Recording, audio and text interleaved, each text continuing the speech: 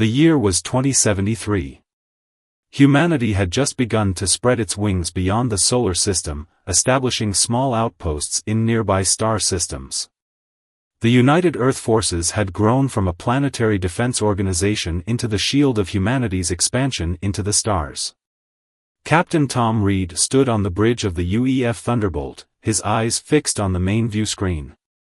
The Thunderbolt was humanity's newest and most advanced warship, a marvel of engineering and weapons technology.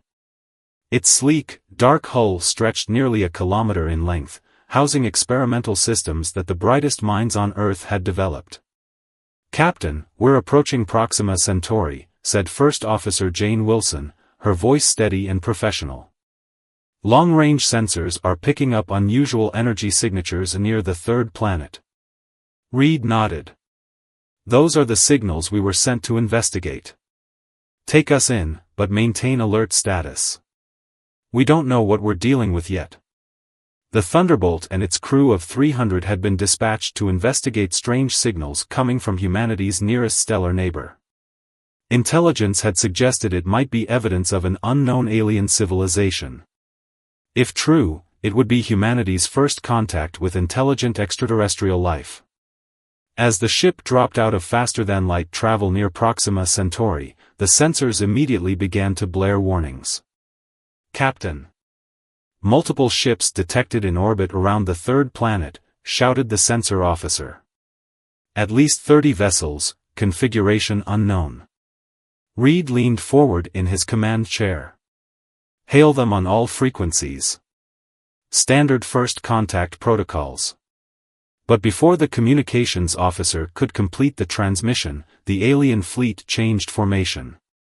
Without warning or provocation, a barrage of energy weapons fire streaked across space toward the Thunderbolt. "Evasive maneuvers," Reed ordered. "Shields up. Bring weapons online." The Thunderbolt shuddered as the first volley struck its shields. The experimental defenses held, but barely. "Return fire, targeting weapons systems only," Reed commanded. He wasn't about to start an interstellar war if he could help it. The Thunderbolt's advanced weapons lashed out, striking 2 of the alien vessels. One exploded in a spectacular flash, while the other spun out of control. "Sir, we're being surrounded," Wilson reported, her face grim. "They're coordinating their attack patterns. I count 45 ships now." Reed's mind raced through their options. They were outnumbered, in unknown territory, facing an enemy that had attacked without provocation. Protocol dictated a retreat to warn Earth of the threat. "We can jump out, sir," the navigation officer suggested. "The FTL drive is charged and ready." Reed shook his head. "If we run, they'll follow us straight to the colonies, maybe even to Earth. We need to buy time for a proper warning message to reach home." For the next hour, the Thunderbolt danced through space, its advanced maneuverability keeping it alive against overwhelming odds. Its weapons blazed, taking down enemy ships one by one, but the damage was mounting. "Hull breach on decks 12 through 16, reported the damage control officer. "Power fluctuations in the main reactor. Shields down to 22%. Reed made the hardest decision of his career. "Begin evacuation procedures. Load all non-essential personnel into the escape pods.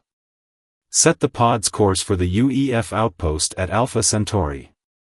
"What about you, sir?" Wilson asked, already knowing the answer. "I'll stay with a skeleton crew. We'll keep them busy while the pods get clear." Reed's voice was firm. "And we'll activate the experimental jump drive." The experimental drive was untested for combat situations. It was designed to push the boundaries of human exploration, not as a weapon or escape mechanism. As the last of the escape pods launched, only Reed and 5 volunteers remained aboard the crippled vessel. The Thunderbolt turned to face the alien Armada, weapons still firing defiantly. "Experimental drive activated, sir," reported the engineer. "But I must warn you, the power fluctuations could cause an overload." Understood, Reed said, his eyes fixed on the approaching enemy fleet. Set coordinates for random deep space and engage. The Thunderbolt's engines glowed with unnatural light as the experimental drive powered up. Space itself seemed to bend around the ship. With a flash of blinding energy, the Thunderbolt vanished from normal space, leaving behind only debris and retreating escape pods. Days later, when UEF rescue ships recovered the escape pods, the survivors told of Captain Reed's bravery and sacrifice. The Thunderbolt and its captain were declared lost in action, presumed destroyed. But in the years that followed, the legend of the Thunderbolt grew. It became a symbol of humanity's determination to stand against any threat, no matter the odds. What no one suspected was that the legend was far from over. 10 years passed since the disappearance of the Thunderbolt. Humanity had expanded further into space, establishing colonies on dozens of worlds. But the unknown aliens that had attacked the Thunderbolt remained a shadow hanging over human expansion. Admiral Jane Wilson stood at the viewport of Earth Defense Command headquarters, staring at the blue planet below. Her hair now showed streaks of gray, her face lined with the weight of command. As the former first officer of the Thunderbolt, she had been one of the last to leave the doomed ship, carrying Captain Reed's final orders to warn Earth. "Admiral, you need to see this," said her aide, rushing into the room with a data tablet. Wilson took the tablet, her face growing grim as she read the report. 3 outer colonies had gone silent in the past week. No distress calls, no survivors, just silence. "The attack patterns match what we faced at Proxima," she said quietly. "They've returned." Within hours, the war room was filled with Earth's top military commanders. Holographic displays showed the path of destruction cutting through human space. The colony on New Terra managed to send a partial transmission before they were wiped out, explained Intelligence Officer Mark Davis. He activated a hologram showing a terrified colonial officer. "They call themselves the Drek Empire," the recording said between bursts of static. "Hundreds of ships, no mercy, heading toward Earth, they said humanity must be." The transmission ended in static. "How long do we have?" Wilson asked. "At their current speed, 2 weeks until they reach Earth," Davis replied. "Our latest intelligence suggests their fleet now numbers over 300 vessels." The room fell silent. The United Earth Forces had only 30 capital ships and perhaps twice that number of smaller vessels. Even with the advancements of the past decade, they were hopelessly outmatched. "We need to evacuate as many civilians as possible," suggested one general. "To where?" countered another. "If Earth falls, the colonies won't last long."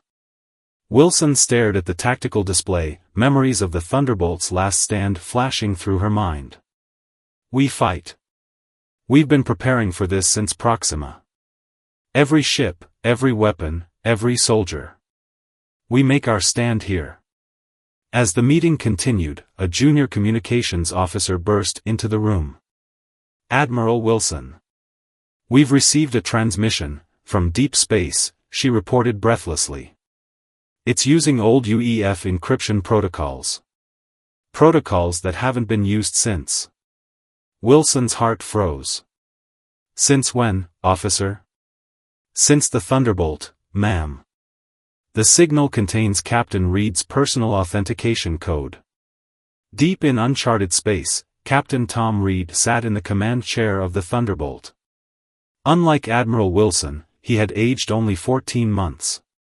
The experimental jump drive had thrown the ship into a relativistic bubble, slowing time for everyone aboard. The Thunderbolt barely resembled its former self. Its sleek hull was now covered with strange metallic growths and alien technology. Inside, only 5 of the original crew remained: Reed, Engineer Bill Foster, Weapons Officer Lena Tanner, Science Officer Dan Brooks, and Medical Officer Grace Miller. "Status report," Reed ordered, his voice echoing through the modified bridge.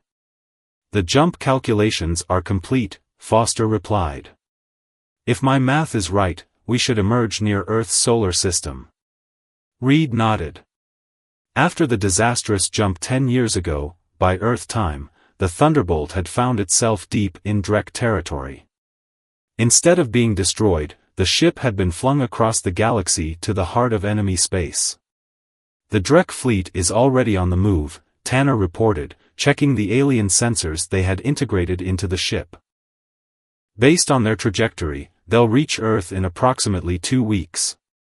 During their years in Drek space, the small crew had worked tirelessly. They had hidden among asteroid fields, raided Drek outposts for supplies, and slowly upgraded their damaged ship with stolen alien technology. The Thunderbolt was now a hybrid, human ingenuity combined with Drek weapons and shields. Most importantly, they had discovered the Drek's ultimate plan, the complete eradication of humanity. The message buoy we launched should have reached Earth by now, Brooke said. If anyone recognized the old codes, they might be expecting us. Or they might shoot us on sight, Miller added. The ship no longer looked human, it appeared more alien than Earth-built. Reed stood up and walked to the viewport. The stars streaked by as the ship traveled at speeds no human vessel had ever reached before. We knew the risks when we decided to go back, he said quietly. But Earth needs to know what we've learned about the Drek. And they need this ship. The Thunderbolt had become something new. Its hybrid systems were far more powerful than anything in Earth's arsenal. The weapons could penetrate Drek shields. The engines could outrun Drek pursuit ships. It was humanity's best hope. All systems ready for jump, Foster announced. It's now or never, Captain. Reed returned to his chair. Engage jump drive. Let's go home. The modified drive hummed with power, part human technology, part Drek engineering. Space folded around the ship, and with a flash of light, the Thunderbolt disappeared. Alarms blared throughout Earth Defense Command headquarters. The massive viewscreen showed an unknown vessel appearing at the edge of the solar system. Unknown ship detected near Pluto's orbit, reported the sensor officer. Configuration matches no known human or alien design. Admiral Wilson strode quickly to the command center. Is it Drek? Negative, Admiral. It's broadcasting on an old UEF frequency. The mysterious ship moved slowly toward Earth, its strange hull configuration causing confusion among the defense forces. Ships from Earth's fleet moved to intercept, weapons charged. Maintain defensive positions, Wilson ordered. But hold your fire unless I give the command. The communications officer suddenly straightened. Admiral, we're receiving a transmission from the unknown vessel. Wilson nodded. Put it through. The screen flickered, and a face appeared that made Wilson's heart stop. Captain Tom Reed, looking barely a year older than when she'd last seen him. This is Captain Thomas Reed of the UEF Thunderbolt requesting permission to approach Earth, he said formally, then broke into a slight smile. Hello, Jane. It's been a while, for you at least. The command center fell silent. The legendary Captain Reed, back from the dead. Tom? Wilson whispered, then regained her composure. Authentication Protocol Sierra 97. Reed nodded and provided a string of codes that only he would know. Wilson checked them twice before ordering the defense fleet to stand down. 6 hours later, the modified Thunderbolt docked at Earth's orbital station. Security teams surrounded the ship as Reed and his small crew emerged. In the station's secure conference room, Reed faced a panel of skeptical military leaders. You expect us to believe that you've been in Drek space for 10 years, but have only aged a year? General Harris asked, his voice heavy with suspicion. Relativistic effects of the experimental drive, Reed explained calmly. But that's not important now. What matters is that we have intelligence on the Drek fleet and technology that can help Earth defend itself. Wilson studied the technical data from the modified Thunderbolt. These weapon systems, they're beyond anything we have. We stole them, Engineer Foster explained. Modified them to work with our systems. The Drek shields have a fundamental weakness that these weapons can exploit. General Harris shook his head. For all we know, this could be a Drek trap. This ship doesn't even look human anymore. Reed's face hardened. General, the Drek fleet will reach Earth in 12 days. They have over 300 ships, and they won't stop until humanity is extinct. You can waste time questioning us, or you can let us help you prepare. Wilson made her decision. Begin implementing Captain Reed's upgrades to our fleet immediately. Earth's orbital shipyards transformed into hives of frantic activity. Engineers worked around the clock, upgrading human vessels with the technology brought back by the Thunderbolt. Captain Reed oversaw the modifications personally, pushing everyone to work faster. The power couplings won't handle this load, protested one engineer as they tried to integrate Drek weapons into a human destroyer. They will if you reconfigure them like this, Reed said, making adjustments to the schematics. We faced the same problem on the Thunderbolt. In the combat simulator, Weapons Officer Tanner trained Earth's fighter pilots on Drek tactics. They attack in 3-ship formations, she explained, showing holographic replays of battles the Thunderbolt had witnessed.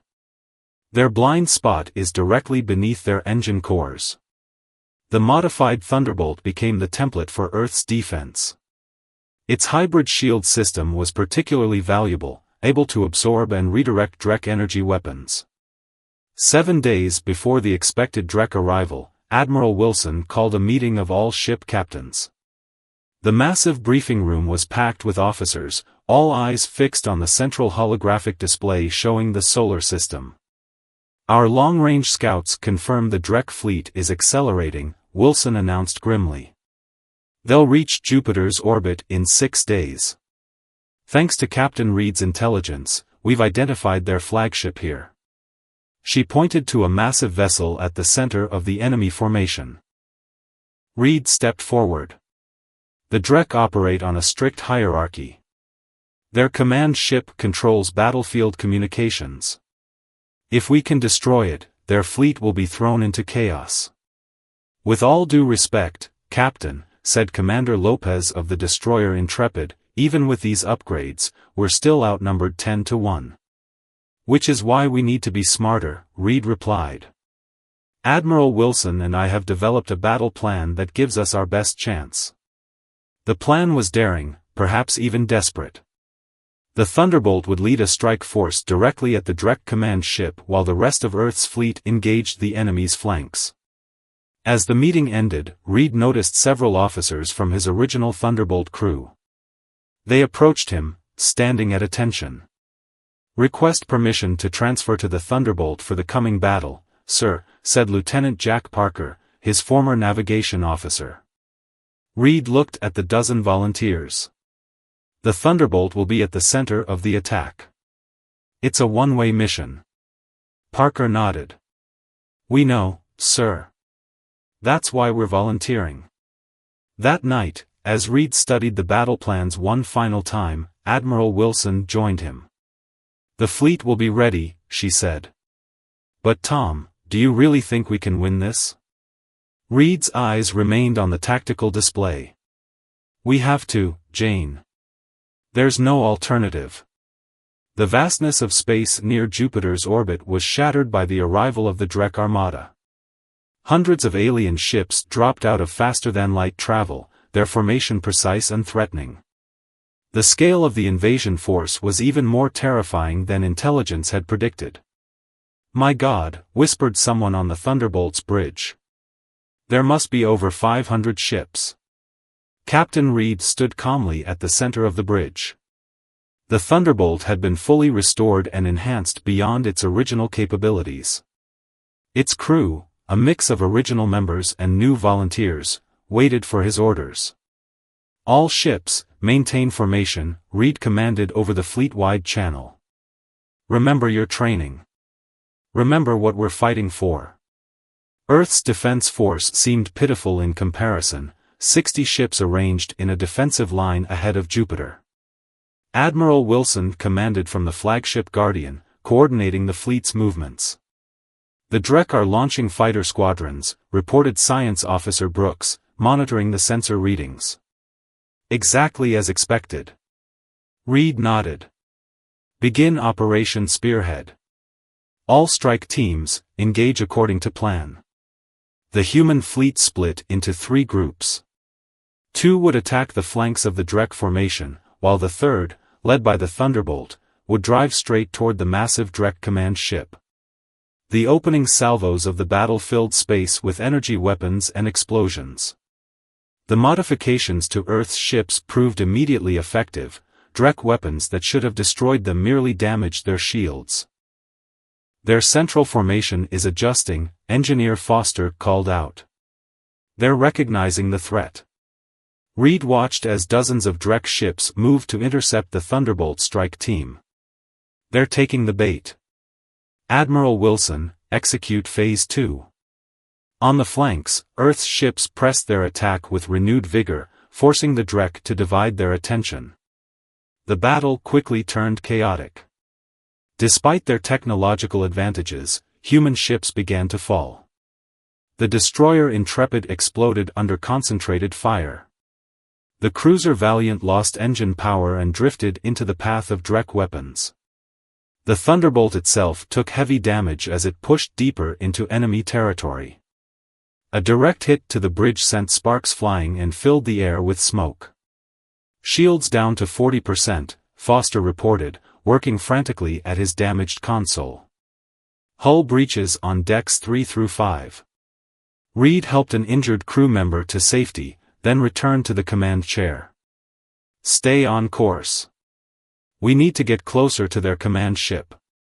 Through the viewport, Reed could see their target, a massive vessel 3 times the size of the Thunderbolt, surrounded by defensive ships. "All remaining ships in strike team," Reed called, "focus fire on grid 735. We need to punch a hole in their defenses." As the battle raged, Reed knew they would only get one chance. The Thunderbolt pushed through the gap in the Drek defenses, trailing debris and venting atmosphere from multiple hull breaches. Only 3 ships from the original strike team remained to support it. The massive Drek command ship loomed ahead, its weapons focusing on the approaching threat. "Engines at 63%, Foster reported, his face streaked with blood from a head wound. "Weapons at 42%.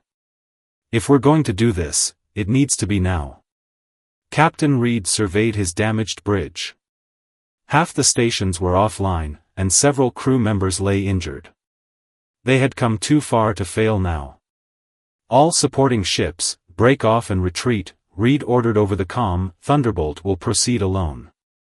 Admiral Wilson's voice came through, broken by static.